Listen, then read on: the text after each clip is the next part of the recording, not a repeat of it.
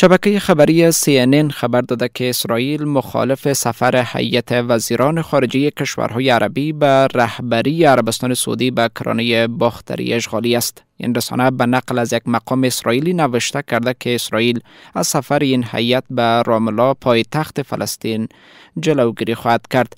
قرار است وزیران امور خارجه عربستان سعودی، امارات متحده عربی، مصر، اردن، قطر و ترکیه روز یکشنبه با محمود عباس رئیس تشکیلات خودگردان فلسطین دیدار کنند.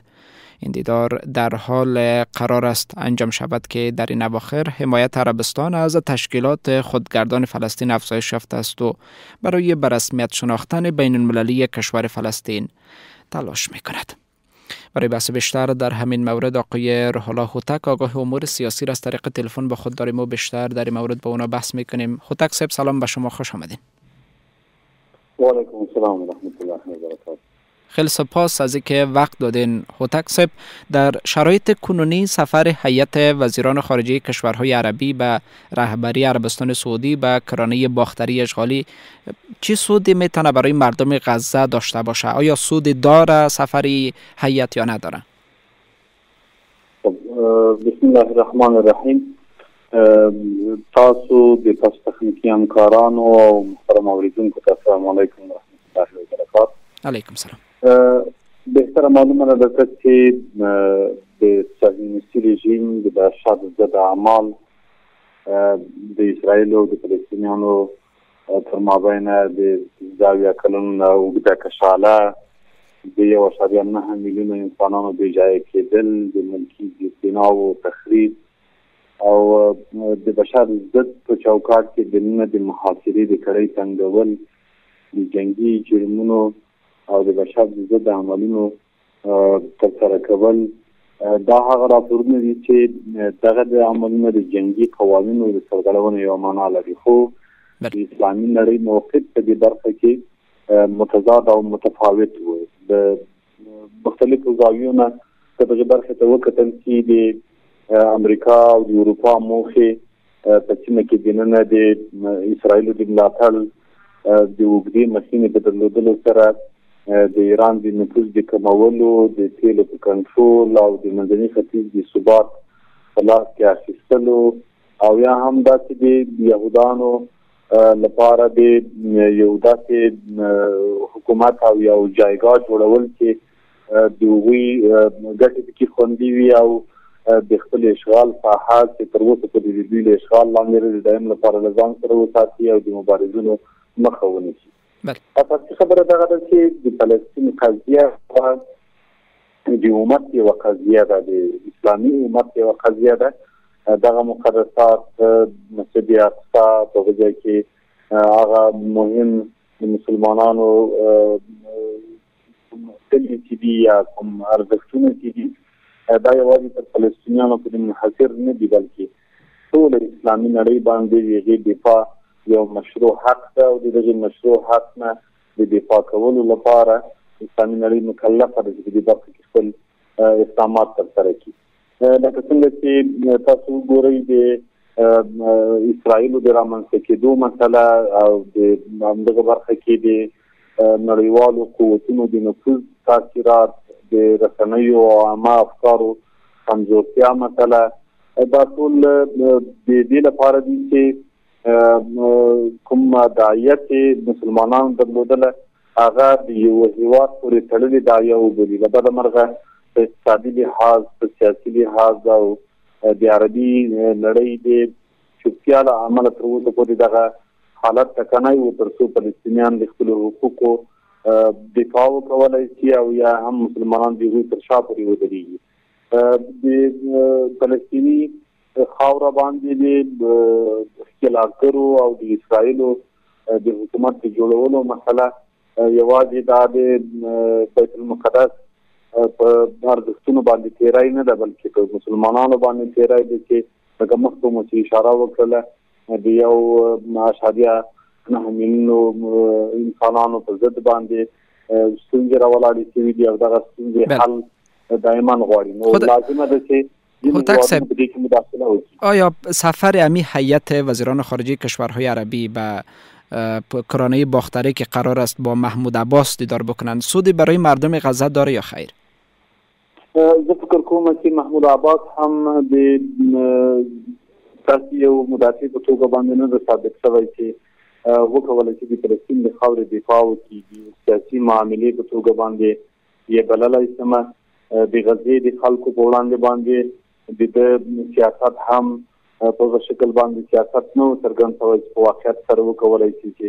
دغه موضوع کې د فلسطینیانو خصوصا د غزې د خلکو لاسنیوی وکړي تاسو به سره معلومه ده چې اوریدونکو ته یو لاندې دغه ویش کې څنګه فلسطین ته جنوبي او یا هم د فلسطینیانو چې یو خای محمود عباس او بل خای د حماس ډله دغه صلیب وخیو چې حماس یوازې د فلسطیني خاورې د آزادۍ غوښتنه کوي او د الفتح ګوند چې محمود عباس په راس کې دغه موجودیت په جغرافیه باندې تقریبا د سیاسي نفوذ د ساتلو په برخه کې بلکې مدافعین نه دي واقع شوي دي د غزې په خاورې کې په دوه برخو باندې ویشل شوي دي دغه دوه برخې د عمدي قصدي توګه باندې سره جلا دي کومه مراوده یا کوم یو سیاسي تعامل چې د محمود عباس سره ترسره کیږي فکر کوم دا د فلسطین د قضیې حل نه ده او نه هم د فلسطین د قضیې د حل لپاره به تر اوسه پورې معاصر تمام شوی یا نه تمام. بله هوتک صاحب یک مقام اسرائیلی به CNN گفته که تشکیلات خودگردان فلسطین باید از نقض توافقات خود با اسرائیل دست برداره. تشکیلات خودگردان فلسطین چی توافق با اسرائیل داره هوتک صاحب؟ آیا عادی نساختن روابط با کشورهای عربی میتونه بخشی از این توافق باشه یا توافقات دیگری هم است؟ مهم عادي د فلسطینیانو خصوصا د محمود عباس د دغه ډلې برخه چې د الفتح پورې هم تړلې ده دا خلک په یو نوو باندې کوم یو حالت چې اروپאי ټولنه او امریکایان غواړي د اسرائیل ملاتړ یعنی هغوی وایي چې د خپل ستراتیژیک متحد په توګه باندې امریکایان د اسرائیل ملاتړ کوي د تجدید منځني ختیځ کې د تیلو جغرافیایي کنټرول کې مرسته کوي باید دې دلته ووچیږي د دغه په وړاندې باندې کومه یو قضیه ده د ټول فلسطین قضیه غواړي چې محمود عباس یا د الفتح ډله دا تر ځان پورې منحصر کړي او د حماس باندې پروا اچوي تر څو دا کوم ننګونې چې دغه ګټو په وړاندې باندې موجود دي دا د دې له امله ورته دومره مسله دا ده چې تر دغه اوسه پورې چې څومره کړنې د فلسطینیانو تر مابین څومره ویش رامنځته شوی دا یو سیاسي ویش ده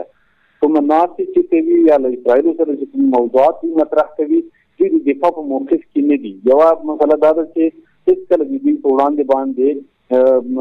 د الفتح ګوند او یا هم دغه برخه چې اوس د اسرائیل سره توافقات لري هغه له هغو ارزښتونو نه د دفاع کې نه دي قرار شوي او دوی په دې باندې مکلف دي چې دوی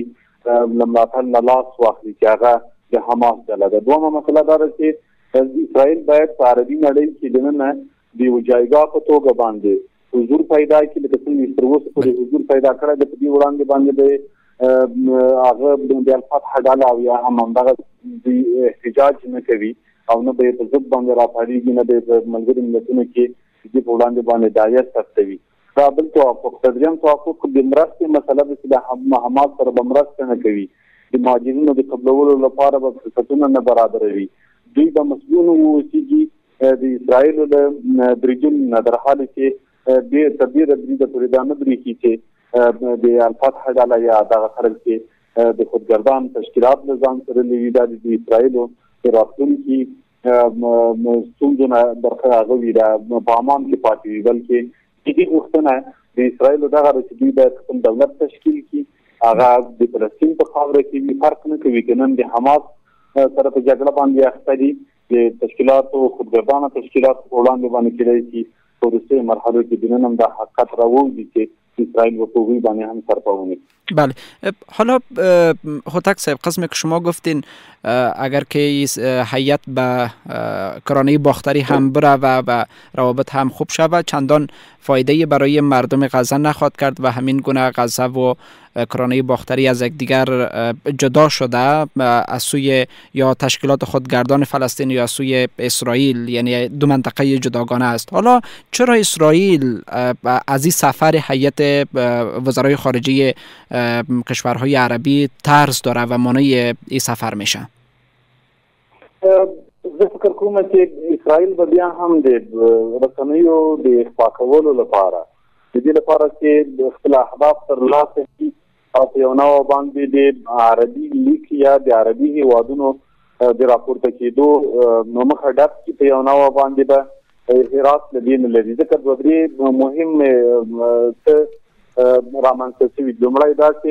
امریکایانو چې کله قطر سفر درلود، هلته اسرائیل حاشیه ته وویستل. دویمه خبره دا وه چې امریکایان مستقیما په سیمه کې بدون نه دي چې اسرائیل په جریان کې واچوي د مداخلې هوډ لاس لاندې ونیوه او هغه دا چې باید اسرائیل دې ته اړ کړي تر څو په جګړه ودروي، له فشار لاندې راشي او د بشر ضد اعمالو په خپله د غربي هیوادونو په راس کې د امریکا په بدنامۍ باندې تمامه شوې ده. د دې مخه ونیسي، خو اسرائیل تر دې اوسه پورې لا مقاومت کوي او خپل فجیع اعمالو ته او د بشر ضد اعمالو ته لا هم ادامه ورکوي او هغه کوم اهداف چې ټاکلي وو د رسېدو لپاره اقدام کوي. که چیرې دغه لړۍ دوام ولري، د اسرائیل او عراق دغه د عربي نړۍ د دوی په وړاندې باندې ودرېږي. اوس خو امریکایان تر یو حده پورې دوی په سیاست کې د انزوا خواته کش کاږي، خو په مقابله برخه کې دننه که عربي نړۍ هم د دوی نه مخ واړوي او د کرانه باختري کې دننه توافق ته ورسېږي او د غزې د موضوع د حل لپاره اقدام راواخلي، نو په یو بله جبهه کې به دننه خپله اسرائیل ښکېل شي. اوس په اوو جبهو کې اسرائیل ښکېل دي، د ایران سره ښکېل دي، له نیابتي ډلو سره چې په سیمه کې موجود دي د هغو سره ښکېل دي، د سوریایانو سره مخالفت شته، د ترکیانو سره مخالفت شته، حزب الله او همدغه رقم د یمن کې د حوثیانو او د زینبیانو د ټولو ډلو سره له ایرانیانو سره ښکېل پاتې شوي دي. بله جبهه نه غواړي چې ځان په وړاندې باندې اخلاص کړي، ځکه هرات دی. بله، خیلی سپاس هوتک صاحب، ممنون از اینکه در بحث اشتراک کردین. سپاس از شما. سلامت باشید. وقتتان بخیر باشه.